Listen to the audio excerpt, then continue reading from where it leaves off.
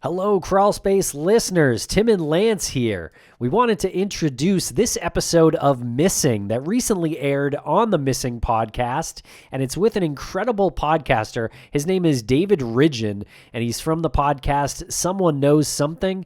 And in this conversation, we speak about Christine Harron's murder, which is what season 9 of Someone Knows Something is covering on their show. And you might be asking yourself, why are we airing an episode of Missing on Crawlspace? But the answer is simple. Sometimes we just get these gems of episodes that we want to make sure that the entirety of our listener base has the opportunity to consume and learn something from. And David was just such a great guest. I mean, they're all great guests, but this one had that quality that could cross over. Some of them are so specific to Crawlspace and so specific to Missing. This one had that quality where you can air it on both. And we really just want to make sure that everybody has the opportunity to hear David and experience the type of person that he is, and it's amazing. Yeah, he's great. And so definitely follow Missing or subscribe to Missing if you don't already. But this is also a good spot to mention how the Crawlspace feed has been evolving as of late. And if you're a longtime listener, you may have noticed, but we are playing other shows on the Crawlspace feed that aren't hosted by Lance and I. Yeah, evolving is a good way to put it. Over the course of the past few years, especially the past few months, we've encountered content creators and established relationships with these people who have the opportunity to produce shows and be really good, really educational, and provide a lot of information in this genre and other genres for our listeners. And we have a feed. We have the Crawlspace show that's on a feed, and that feed has a listener base. And we know, Tim, that it's so hard to build yourself a listener base no matter how established you are. I mean, I'm sure some super established shows don't have a problem doing it, but if you're not established in the podcast industry and you start a new show, no matter where you're coming from, you could be a successful author and jump into podcasting, you still have to build your listener base. So here we have a listener base that's baked in. So we're trying to give these content creators the opportunity to produce something, air it on a feed, and then you, the listener, decide, do you like it or not? And we'll figure it out. We'll figure out if this is going to be something consistent. So it's kind of like an incubator, testing ground for shows and for the listeners. Right. Yeah, it's a good way to look at it. And so far, there's been, I think, 3 shows on the Crawlspace feed that aren't typical Crawlspace episodes, and that's Torn from the Headlines, that's The Rogue Report with Chloe Cantor, and that's The Other Side of Midnight with John F. Mers. So I really hope you like all those, but there's going to be more. So definitely let us know what you think. And we've been talking to those people who will be producing more, and I can't speak for you, Tim, but I'm super excited about the people who are going to be jumping on board. Some of them our listeners know. Some of them they'll be introduced to for the first time. But yeah, stay tuned for that. We're, again, super excited about this. And if you are a creator who would like to pitch your show to us, please do so. You can email us at crawlspacepodcast@gmail.com. Thanks a lot for listening, everybody. I hope you enjoy this Missing episode with David Ridgen.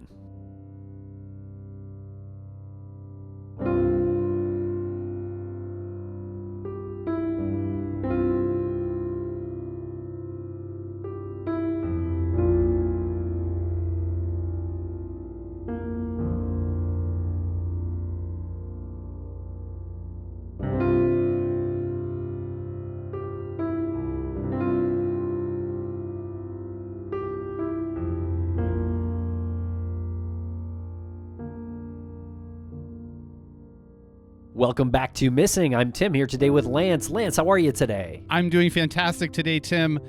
I truly love when we have a guest on the show that is so genuinely passionate about the stories that they cover.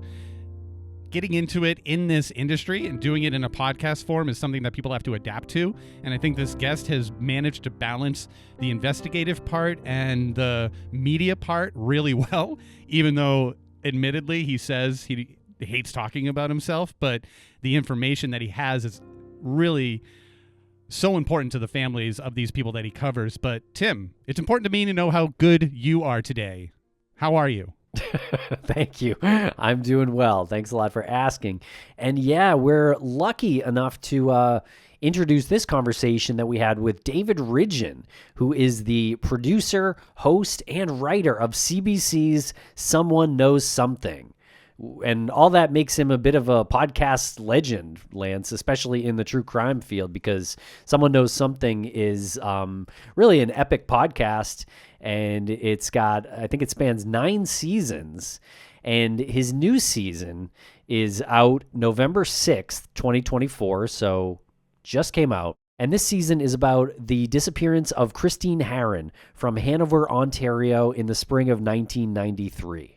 And if you want to learn more about David, you can go to his website at ridgenfilm.com. That's RIDGEN film.com. There'll be a link in the show notes for that. And Tim, we're doing this thing where after a conversation like this, you and I listen back, we realize we have a lot of thoughts on this. So why don't we provide our final thoughts at the end of these conversations, because our thoughts typically align with the listener. So if you're hearing some stuff in this conversation and things are firing in your brain, most likely they're firing in our brains as well. So stay tuned at the conclusion for our little wrap up that we're really enjoying doing so far. Okay, everybody, thanks a lot for listening. We're going to take a quick break here, and we'll be right back with David Ridgen.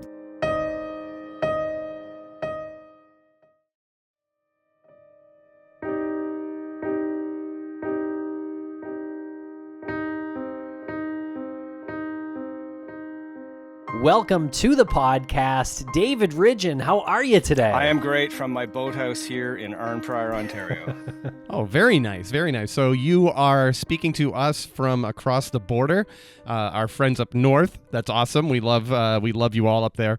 And you are such a prolific filmmaker, journalist, investigative journalist. For those who don't know you, can you give a little bit of background aside from your fantastic boathouse? Well, those who do know me know that me talking about myself is probably the worst question to start with. But anyways, so I'm David Ridgen. I'm a journalist, supposed journalist up here in Canada. I work for the CBC, Canadian Broadcasting Corporation's public broadcaster. But I started out as a filmmaker, documentary filmmaker. I've made dramas. I've worked in Investigative probably since 2004, looking into cold cases, coldish cases.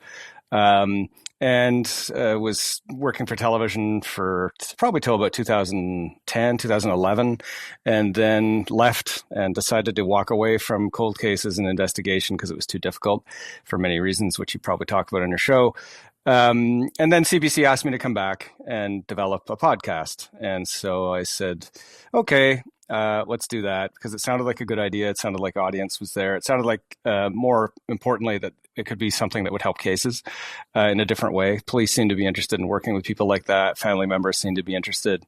So I went back to CBC and developed Someone Knows Something, which is a podcast CBC does with me. And it became what it became. Now we're in season 9, coming out in early November. Wow, truly incredible. The show is amazing. I've been listening from the beginning. I know a lot of our audience has too.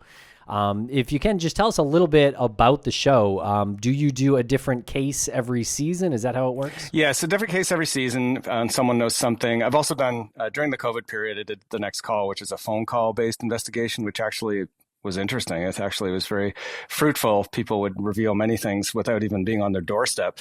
But yes, so Someone Knows Something. I work with family members exclusively, always work with the family of the missing or murdered person or persons, and look back at the case in a way that they weren't or haven't done in the past. The show is, I always say it's not a true crime show. I always say it's like a personal healing show. It's so...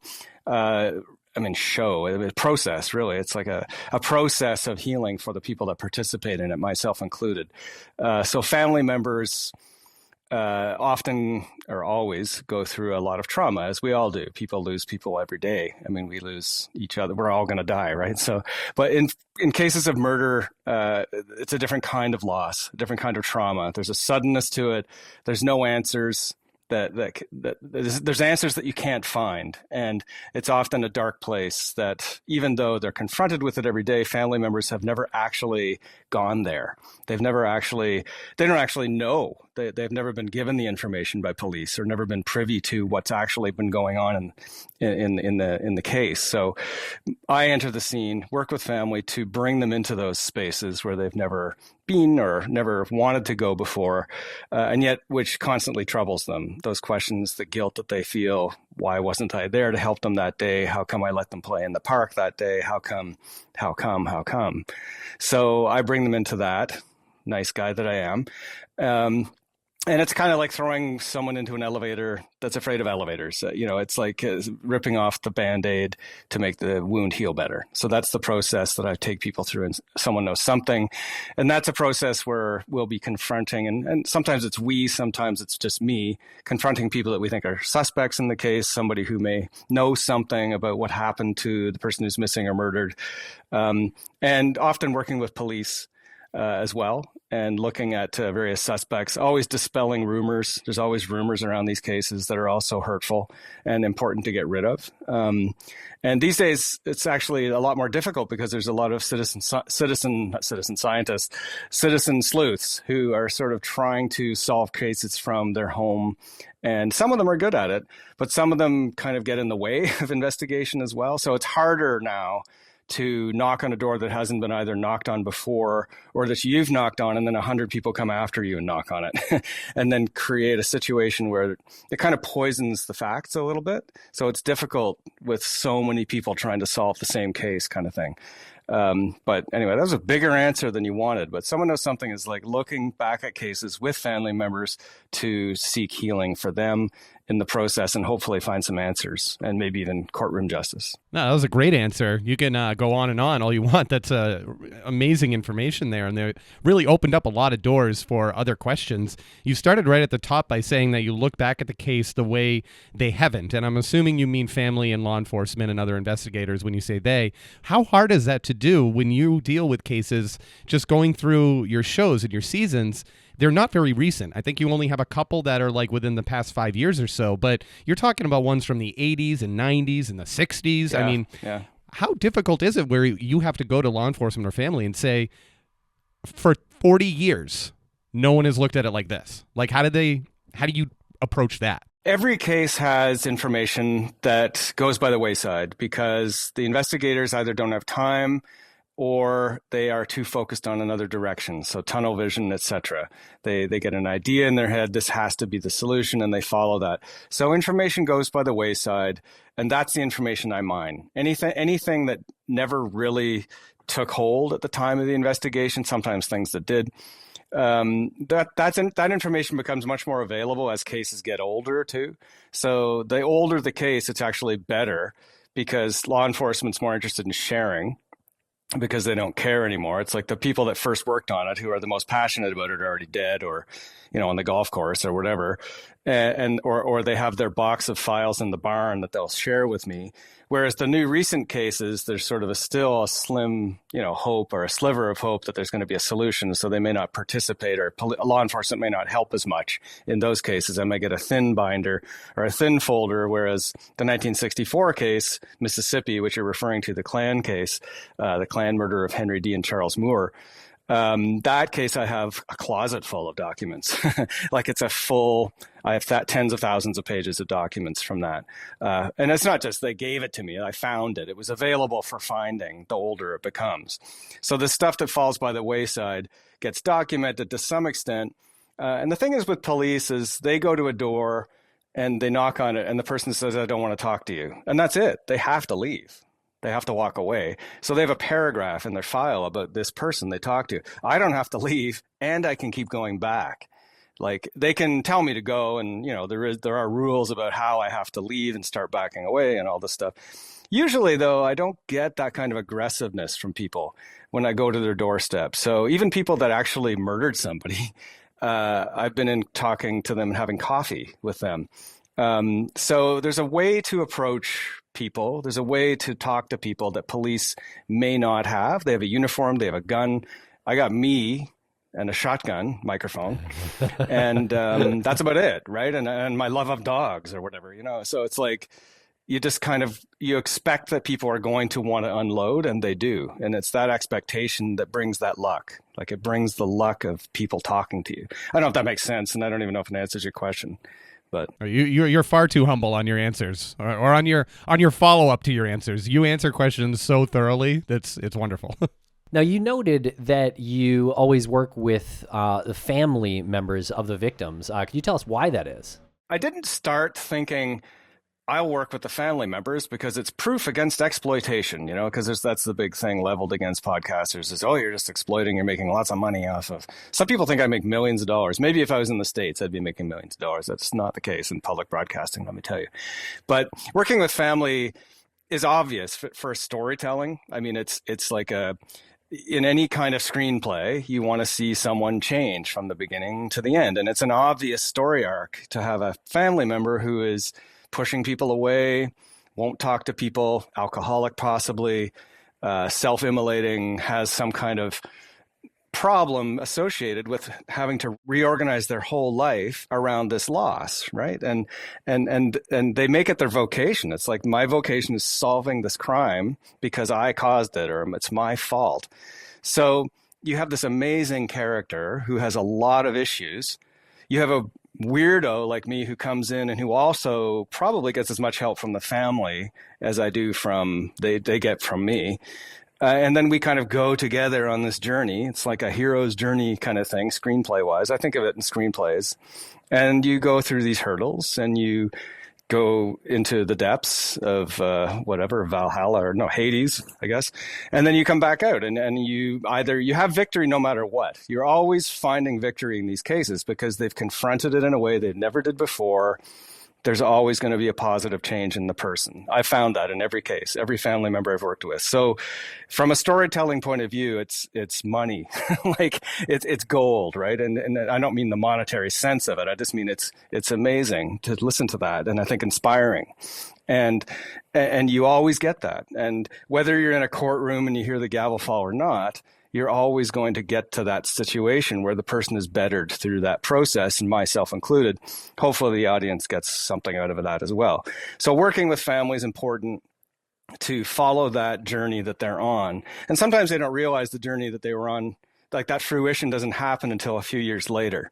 So with 1964, Thomas Moore, who went with me back to Mississippi to look at the case of his brother, Charles Moore, and his friend Henry D.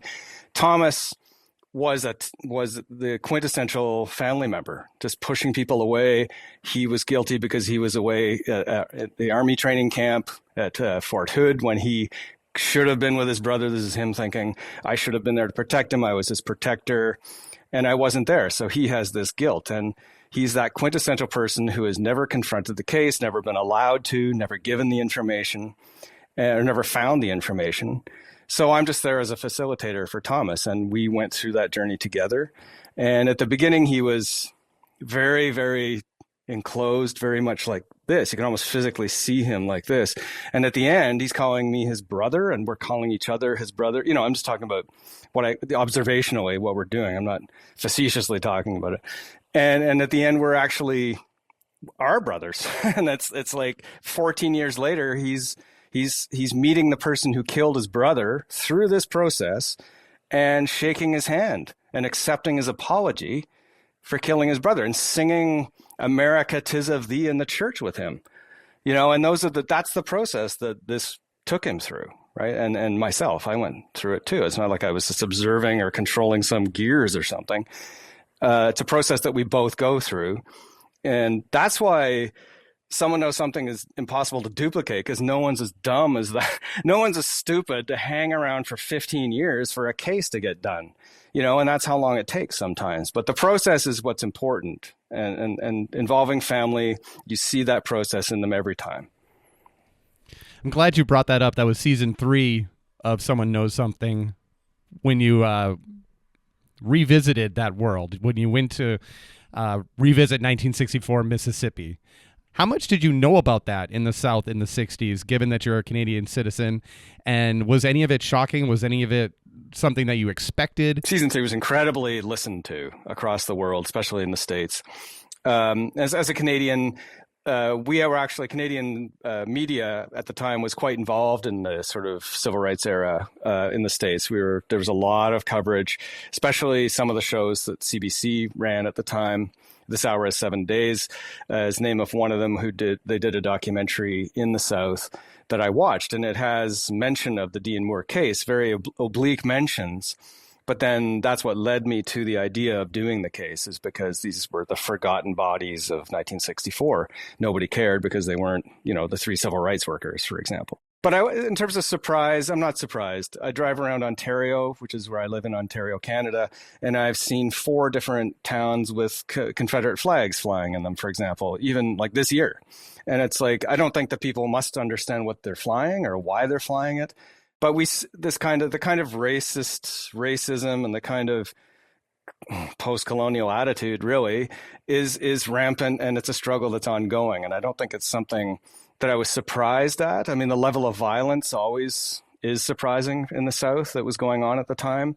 What was surprising was that a lot of the Klansmen that I was looking into, the White Knights of the Ku Klux Klan, which is the more violent section of the Klan, the United Klans of America as well. But the White Knights, the WKKK, were basically returning soldiers, a lot of them. A lot of them are Korean War veterans. And they had learned a lot of the techniques they used in the Klan during the Korean War. So they actually had communications devices they had borrowed from local sort of I don't know what you call them down there, but where the guys go and march around, like the sort of drill halls and things like that. So they would go and use the same kinds of equipment that they had been trained on in Korea and before that even, and came back together in similar type of units. Like the units would organize in a similar kind of way, hierarchically. So there was a lot of informed sort of military training there, which is interesting. It's like, so they're away fighting for the whatever, United States or freedom or whatever the heck it was. And then they came back and it was, well, that wasn't our free. These guys are impinging on that freedom somehow. The African Americans are impinging on that freedom. So I was just surprised that there was this kind of military sort of element. That's what was surprising to me. It's been a long time since I've done the research into that case. It's been many years actually, but it's still ingrained in my head. So I've forgotten some of the aspects that were surprising, but that was one thing I can remember. All right, we're going to take a quick break for commercial. And just a reminder, folks, that we will return at the end of this conversation with some final thoughts. Thanks to our sponsors, and now we're back to the program. And you mentioned citizen sleuths and how there are more of them nowadays with the internet, and some of them are good at it, and some of them can be harmful. Can you tell us a little bit about the difference between those two? It's hard to say. There's been citizen sleuthness going on for a long time. But in terms of, once podcasts started to take off, like podcasts like mine and Serial, et cetera, early days, I'm an early days crime podcast, basically. It kind of exploded, the internet armchair sleuths. And I'm not pooching them en masse, en banc or whatever. I think that there's some use in having lots of, just like citizen science is amazing. I think it's great that people have this activism and sort of agency, that they feel that they can help and they want to help. And that's the urge, is to help somebody, which is awesome. Sometimes though, that goes down different trails. Some of them go down paths of like psychics, psychics who are trying to help, but they're really actually besmirching any factual evidence in the case and actually ruining the lives of family members by pretending that they're hearing people speaking from beyond and things like that. I'm an anti guy. Like I'm an anti person on that front. So I'm not going to sort of rose colored glasses psychics, but even just people trying to help. If you can imagine a case where there's like 16 people, all of them who believe someone did it and all trying to confront that same person. When I come along, for example, it makes it more difficult. Like I can't knock on the door fresh. Like he's already talked to 5 people that already told him stuff about the case, like didn't keep or conceal the information like I would. They just brought it out to them. So then you've got a kind of poisoned case. Like you've got a case where facts or so-called facts are kind of populating the community in a way that tends to poison it. So it's kind of like if I interview somebody and then I tell the family member what that person said, that family member is probably going to go tell somebody, right? And then in the community. And eventually that information from what that person told me gets into the community. And then I go and interview somebody else in the community, and I'm fed back the information that I heard already. So it's confirmation bias, right? So I'm confirming what this person already said. Just imagine 16 people trying that. So then you start to make a rumor mill, right? You're starting to create this rumor mill of fact, which is not fact. So it's harder to find what I would say is sort of a case that hasn't been affected by others trying to trample all over it. I mean, it's not like I'm the best and get out of my way and you guys need to shut up or Dave Ridgen can't get the case done. But that's what happens. It just makes it so. In the sort of selection process, I think about that. How many people are on this case, officially and unofficially? How many people, and are the family members working with them? And if not, then that's fine. If I'm the one working with the family members, that's fine. Everybody else can do their own thing. But if there's, if the family member's divided between about 6 other people, then I probably won't do the case. It has to be kind of exclusive. I mean, and maybe that's crass, but that's how I do it. No, not crass at all. You got to be sure that you're entering into something with clarity and transparency, and that's the only way you can do your business. I think so. I mean, you have to look at viability, and is there something value added I can do? Is there a viable suspect? Is the time going to be worth it for everybody to work on this? Because it's a long time. I don't go away, right? Like I'm still working with Thomas Moore, and we still talk on the phone. And I met him in 2004, and this case is solved, and he's already forgiven the guy who killed his brother. Like, what's more to do, dude? But I'm still communicating, and there is more to do because there's other cases. And as it turns out, some of the interviews we did with old Klansmen, some of the stuff those guys said is interesting for other cases, right? So that happens across the board.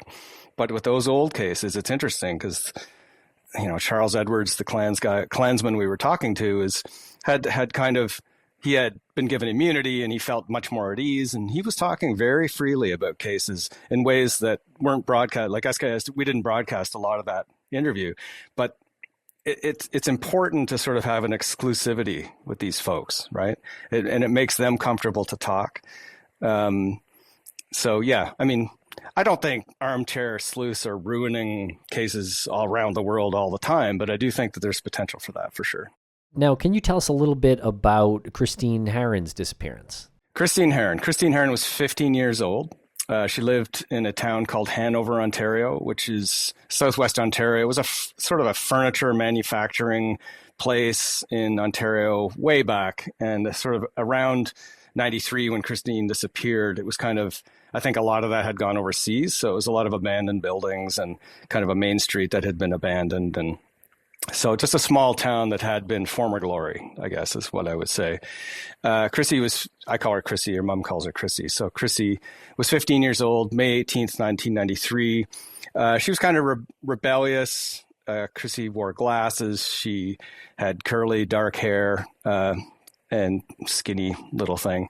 Didn't like school, had an argument with her mother that day on May 18th, didn't feel well. And I think a truant officer called eventually, where's Chrissy? There was a big argument. Eventually, Chrissy left home about noon to 1 o'clock, and said, I'm going to school. Okay, door slams. And the mom, Marianne, sees Chrissy walk down the street and disappear around the corner. And that's it. Never sees her again. And the case stayed that way, basically, until 2004. But up until 2004, there'd been 2 police departments investigating the case, the Hanover local police, who, tried their best, and the Ontario Provincial Police took it over in 1999 and reinvestigated the case, re-interviewed the same people and a few other people, still couldn't find anything, still thought, who knows what happened to Chrissy. At one point, the local police said she was just a runaway, which is very common in cases. It's like, oh, she's a runaway, don't worry about it. 2 years later, what happened? So 2004, the case changes a bit. A man comes forward and says, I killed Chrissy. A guy named Anthony Edward Ringle, who would have been 24 at the time Chrissy disappeared in 1993, but aged 35 in August 2004, comes forward at a party and starts telling his relatives that he killed Christine Harron. So he'd been, I guess, having some drinks. There was some marijuana being smoked. And there was some kind of argument at the party that Anthony was at the time. So he just, at this party, came up with this idea that he had killed Christine. So he called 911, which is the emergency number, and then decided to hang up. And police responded, OPP, the Ontario Provincial Police, came to this party where Anthony was and said, "What's going on? We had a call that there was, but someone hung up. And then Anthony walks down the stairs outside this house. It was like a house with a stairs, sort of fire escape outside. And Anthony came down, he held his hands up like this, and he said, "Arrest me. I did it. I killed Chrissy. I killed Christine." And he put his hands up as if to be cuffed. And so he confesses to the police. And the police take him to the precinct and put him in a room, an interrogation room, and interrogate him. And he eventually starts to tell them that he killed Christine, what he did that day, May 18th, where he met her, what he did with her. And so there's a trial. And the trial goes forward. This is May, I think it was 2006, actually, June 2006.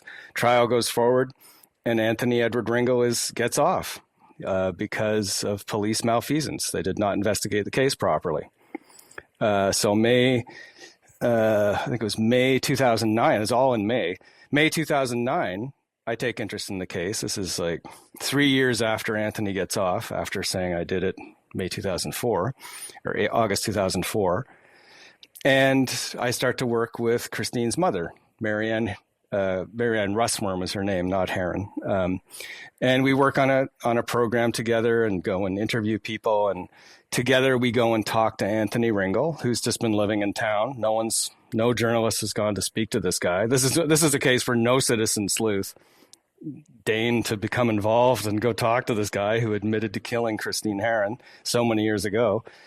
And we ended up so that I was the one who was able to talk to him. He didn't want to talk to Marianne when we went, so I went on my own later and met him at a trailer park and spoke to him at length, this guy who had said he killed Christine Harron. And then I think it was about 2012, so May 2012, CBC releases the documentary that I made with Marianne. This is a television documentary that I made at the time. This is not SKS. And we released the documentary. And a couple of months after the documentary comes out, the police start an undercover operation on Anthony Ringo in the same trailer park that I met him in. So the feeling is that this spurred the police into action again, embarrassed them, because basically the documentary goes through all the malfeasances that the police made, all the mistakes they made in dealing with Anthony Ringo. The police start this operation, and they have some trouble getting Anthony to talk to them. So it's an undercover operation. Sometimes they call them Mr. Big operations up here in Canada, but it wasn't really a Mr. Big. It was really just police acting out roles, trying to get Anthony's trust in order to get him to talk to them. There wasn't really a Mr. Big character here, but your listeners won't care about that. So they work with Anthony, the police, in these scenarios. They meet him in the trailer park. Then they meet him in an apartment, and they start trying to get him to talk. They take him to strip clubs. They take him on fishing trips. They take him out for pizza and pool and bowling. And he does not say a word to them. They cannot get Anthony to talk about anything to do with Christine Harron. I guess his lawyer must have impressed on him, don't talk about this again, kind of thing. Now you've gotten off, don't talk about it again. Somebody eventually comes up with the idea, and I know that I'm probably trampling over all your questions here, but somebody eventually comes up with the idea after about 9 or 10 months of trying to get Anthony to say something. Hey, why don't we show him Dave Ridgen's documentary? It's a 20-minute documentary that went on the air for CBC. I kid you not, they show him, this is in February 2013, they start to show him my doc, which is 20 minutes long. It takes them 4 hours to show it to him. And he keeps rewinding it and playing it again. He confesses the whole thing once he starts watching the documentary. So the doc I made with the family member is what Anthony sees. He's seen it before. He knows it by heart almost. And he's showing it to the cops, like who he thinks are his friends. Yeah, this is a good part. Look at this part. So he's rehearsing what he did that day by watching the information that's coming out of the documentary. So it's the perfect trigger, and he confesses. So a few days after that, they arrest him. In 2016, there's a trial, and he's in jail for second-degree murder of Christine Harron. So that's an example of a really long-winded case. Started in 1993. Nothing happens until a guy confesses. That falls apart. I come into the thing with the family member. We make a documentary, and then it's used to get him back in jail. It's like a nutty story, but it's a great story. It's a great story. It's a great story for all people participating, the family, everybody. I mean, Marianne still doesn't know where Chrissy actually is. We went to look for her. That's another part of the story, and I'm going to continue with that. But the gavel fell, and that 10% of relief is in her life now. So that helped. And what was it? Do you think it was his narcissism, or was it striking like an emotional chord that he watched the doc and confessed? If you listen to the doc, I don't know if you guys listen to it, but he's indignant that some of the facts are wrong. And that, like, that he says I filmed the wrong part of the river. Of course, I'm not going to know exactly where he went over because I don't know, right? So I'm filming based on what I'm reading in the documents. And I didn't film the exact part of the river where he took Chrissy over. So it helped him to create his own fact, like to correct the fact, right? So it was like his indignation that I didn't present exactly what went on. Plus, he has some very disturbing rationalizations for why he killed Christine that day, why he horribly raped Christine, which I kept many of the facts out of the SKS documentary because they're just too hard to stomach for family and anybody listening. He has his own weird reasons for having done that, awful. And is indignant about that as well. So, whatever it was, it was a trigger. Every single element triggered him to say something more about what he did. And that's an example of the work doing what it's supposed to do in a way that I could never have predicted. Yeah, that's quite an amazing story and experience for you as well, sort of jump-starting the case from your piece of work. Why did it take him 4 hours to watch? Because he kept stopping it and pointing things out? He kept stopping it. Yeah, he kept stopping it and starting it and wanting to go back and rewatch something. And he was it obviously was something when it came out that really affected him. I think he'd watched it many times. I think it was like, Star Wars was his Star Wars somehow or something, but he knew every word, phrase, and he was guiding the police who already knew. I don't know that the police had actually watched it, or at least in the documents, they've stated that they didn't watch it, which is probably smart. But they allegedly hadn't watched it, the UCs, the undercover officers. I just call them UCs in the piece because we're not allowed to name them. And there were men and women, not just guys. So he was interested, Anthony Ringo was interested in watching certain parts and pointing out errors, and then watching parts to sort of, I guess, kind of rationalize or justify why he had done what he did. And every single thing, he just dug the hole deeper and proved more and more that he had done it. And he was saying, he said things, he augmented things that he said before in 2004 when they interviewed him, and new things. So we knew that it was, new information, or at least we knew it was truthful. Truth markers. The truth markers were there that he had done this. It wasn't just him saying, I did it again.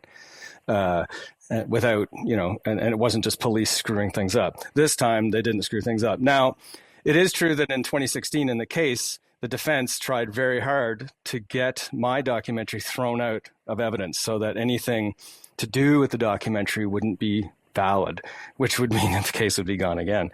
But the judge didn't agree. And it was obvious why they disagreed. I mean, there's a whole circuitous reason why the judge disagreed, which I'm not going to sort of try to pretend to negotiate for your listeners. But basically, because some information from the first trial wasn't allowed, I included all the information in my doc. So Anthony, according to the defense, was watching information that had been disallowed. And he was only regurgitating disallowed information, but it didn't make sense to the judge because how many times, I mean, this is where it gets confusing. How many times do you need to say, I did it? I mean, he says I did it, and that one was allowed, but the second I did it wasn't. You know, like how many I did it's do you need to know? Like you just need the first one. You know what I mean? Like it's kind of confusing to the listeners. So, but it doesn't really matter. The judge said this documentary is the reason he confessed in the ruling and allowed it. So pretty cool, actually. I mean, I feel good about that. I'm not a great guy to talk about myself. I think that the documentary wouldn't have been made without Marianne, without the mother, without Chrissy's mother. She was amazing. And wanted to talk to Anthony, still wants to talk to Anthony. We tried to get to him in his jail cell, and we're still going to try to talk to him. Like, I'm not going away, as we all know. So it's an ongoing story, and it's not over yet. Even though it feels like it's over, like true crime people will be like, oh, but he's in jail, it's over. What's the next case, Dave? It isn't over. Like, it's never over. These stories are the best and most useful when they're not over, you know, for people and listeners. All right, we're going to take a quick break for commercial. And just a reminder, folks, that we will return at the end of this conversation with some final thoughts. Thanks to our sponsors, and now we're back to the program. Now, as part of his confession, why didn't he give information on where Christine's body was? He did. In fact, he did give very specific locations about where she was, which happens to be in a floodplain.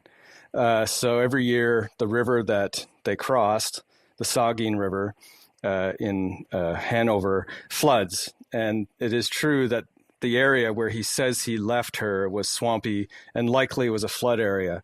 However, there is a faint hope that we can still find her remains in some way. We did try that in the podcast, and listeners will hear that. And there's reasons why we're going to have to keep trying. But it is something, again, we're not going away. And we do know where he said she was. Water rises, 3-4 feet every year there. So, and it's a fairly brisk river. So it doesn't mean that she's not there, though. It doesn't mean that there's some remnant that isn't there. And I love the cadaver dogs I work with. I trust them. And I know that in the right situation that we'll have a pretty good shot at it. And I think I know the answer to this, or at least how you're going to answer it, but I'd just like to hear it. You said that some true crime fans will say the guy's locked up. What's the next case? But it's never over, and we know that. It's never over. Even when they do find a body, it's really never over for the family, because now it's just another set of elements that they're handling to move on. What's your feeling on that, like, term closure? Like, in this case, will there ever be closure? I knew you were going to ask that. Yeah, I mean, closure, yeah. I think closure's bullshit. I think closure's actually a television production word. Or even radio a programming word. It's like, it's a 45-minute show with commercials. It's a TV hour. Get your closure in, you fucker, before the TV hour's done. And I just think closure is horseshit. And most families, in fact, all families I've worked with, think it's horseshit. So Anthony Ringle's in jail, and Marianne still has the loss, still has the questions, and some would even say now that, like, it's even the pressure to know that stuff is even worse now. Like, why don't I know it now? Even now, I don't know it. So some would say that it's even worse now that Anthony's in jail and it's over, but it's not over, because the family are trying to claw back, like, their life that they've led for the last 30 years trying to solve this case. Because that's a big empty for them too, right? They spent the entirety of that time totally reorienting themselves around the case. Suddenly the guy's in jail and there's no case anymore, and you can't keep pushing. Like, what's their purpose, right? Your purpose the floor drops out from under you. And it's kind of weird for people to hear that, but it really takes time for family members to reorient themselves into actually having a life for themselves and trying to figure out what's okay, what's good for my happiness now. Like, how it's okay for me not to always be thinking about the case now. Maybe I don't have to know all those answers. right? And that's part of the process. Yeah, and you mentioned Christine's mom having 10% of relief now that the man who killed her daughter is behind bars. Maybe 30%. Okay. Yeah, no, I was wondering where you got that number. Was that from her, or that was No, it's just me making stuff up. But between like percentages, if you want a number, I don't know. But some people would be like gleeful, I guess, to have the person in jail. But no family member I've worked with is satisfied just with that. I think Thomas Moore probably is the most satisfied family member I've worked with because he's gone from the beginning not knowing anything to the end knowing everything and being able to face the person themselves and talk to them about what happened at length over coffee in the guy's trailer. We met the guy who helped to kill his brother, and sat and had coffee with him while they were petting a dog together, and that's the full enchilada, that thing.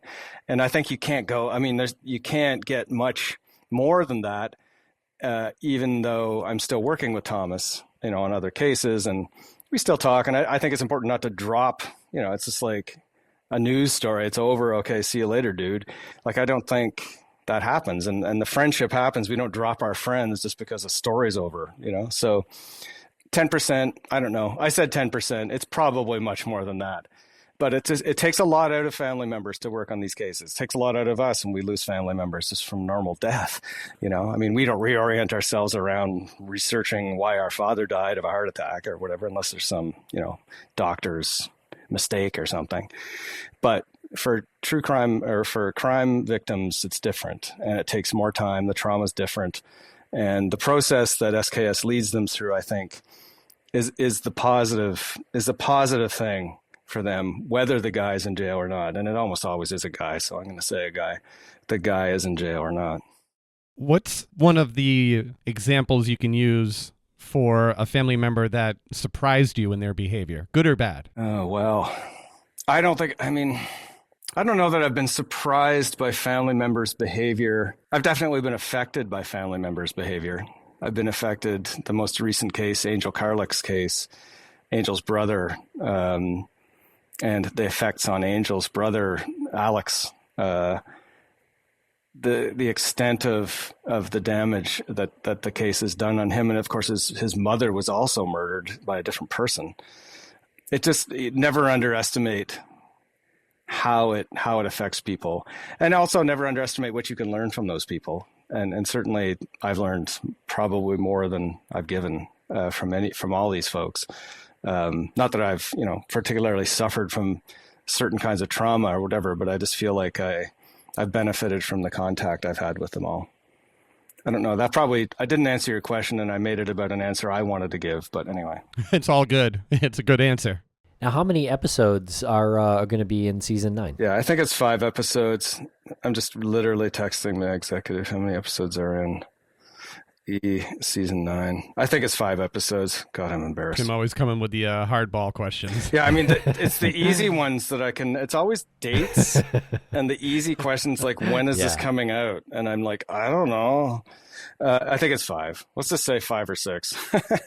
It's at least 5 episodes, season 9. Let's say that. And how many other cases are you working on simultaneously? I get the feeling you've got a lot of balls in the air behind the scenes. There's always a ton. I get probably 20 cases suggested a day from people on Facebook and emails. I get like some Hollywood guy asking to do a series every week, probably once a week. There's people wanting to do a drama based on SKS. There is a drama based on SKS in development right now I'm working on as well. So there, in terms of cases ongoing, there's a whole case I've gathered mostly in the field already that I'm working on for season 10. And there's a season 11 that I've already gathered many of the elements for. And season 11 or season 12, I have good sense of what that will be. And then I've got probably about 6 update episodes that I'm working on at the same time for all the different seasons. So, and that's no word of bullshit. Lots of work. It's never ending. Awesome. Well, okay. Where can folks hear you, find out more about you? Social media? You got any handles you want to throw out there? Yeah, I mean, CBC is Canadian Broadcasting Corporation has its own list. It's called CBC Listen app that they listen to. We're on Spotify. We're on Apple, iTunes, SKS, Someone Knows Something. Anywhere you listen to podcasts, we'll have it if you just type Someone Knows Something. The Next Call is the other series I worked on as well. There was a recent resolution in one of those cases as well. Someone put in jail. But yeah, those are it. It's SKS. Someone Knows Something. Listen to it now. Will do. Wow. Well, thank you so much for spending some time with us here today, David. This was a really great chat. Yeah, great. Okay, thanks, guys. Thanks for having me.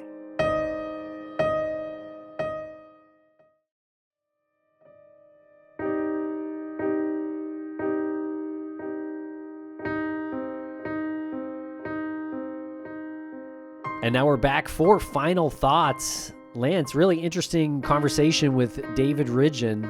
Really was. I mean, he comes across in this sort of complex way, right? Yeah. This juxtaposition of somebody who doesn't like talking about themselves, but understands that he has to use the media in order to get the story out so that his investigation can shake something loose, so that he can have some sort of productive thing come out of this whole thing, and he can't do it without talking about himself.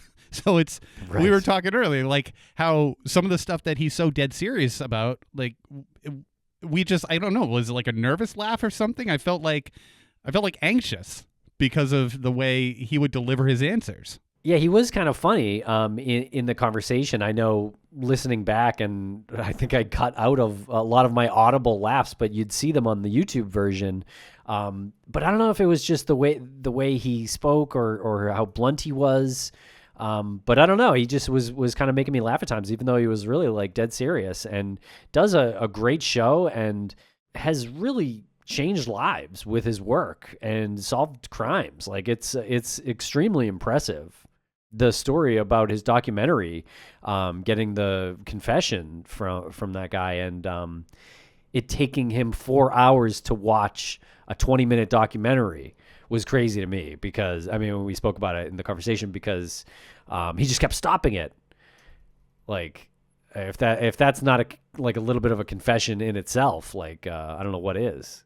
Stopping it to say, you got this wrong, or you got to see this part again. Like he's stopping it in a way that a super fan stops their favorite movie and Right. is so passionate about it. It is a weird confessional type behavior. Right. But how do you tell this story as David did, someone who doesn't like talking about themselves but is in podcasting, doing these investigations and using the media to help him? It must be such like this personal torture for him to see something that he's done, and now he has to talk about, like he can't not talk about that. Yeah, I mean, and he does it in his own show too, right? And Someone Knows Something, but obviously, like, you know, he doesn't get interviewed on that show. He shares what he writes and you know, things like that. But yeah, I guess when you created a show and you're the host and writer and producer, like you're expecting a certain amount of control in your projects, and you don't know what we're going to ask. You know, maybe that's part of it. Because, you know, I think and this part may have gotten cut, but I even asked him, like, oh, how many episodes in the new season? And he's like, he got like, not annoyed at me, but like, he's like a little flustered. He's like, I don't know. I don't know. Like, I don't do that stuff. I don't talk. I have no idea. He really didn't know. Yeah, he had to like go to his phone or something and look it up, and he messaged his you know, someone at the CBC about it. Yeah, he was like, I think it's 5. Let me just ask. yeah, let's just go with this. Yeah. yeah. I think a lot of that did get cut out, but yeah. So he's obviously very focused on his mission, and you know, his mission is changing lives. So we really wish him the best, and we're really lucky to have such a great guest on this show. Yeah, totally agreed. I mean, just that example of him not knowing how many episodes are in a season just shows where his priorities are. Like, I'll do the investigation, record, you know, I'll do what needs to be written to make the narrative go from one, you know, point to the next point to make it fluid, but I got to focus on the investigation. Like how many episodes? I don't know. My investigation is my investigation, and I don't operate by episodes. So Yeah. I like that. Yeah, me too. And yeah, it sounded like he just had a lot of cases that he was working on at all times. Like, and I'm not sure how he keeps them all straight, because it's a little here, a little there, and then he'll focus on one to produce a season and things like that. But yeah, because he does a lot of update episodes too, as he spoke about. So Right. yeah, again, very impressed with his work. Make sure to check out Someone Knows Something. And thanks a lot for listening here today, folks. We really appreciate it. Yeah, and we're having a lot of fun with these final thoughts. We hope everybody who's listening gets something out of them. I feel like we're getting into a rhythm doing this, and we really appreciate everybody sticking with us to the end. Even if you maybe skipped ahead at certain places, we still appreciate you. So, yeah, thank you so much.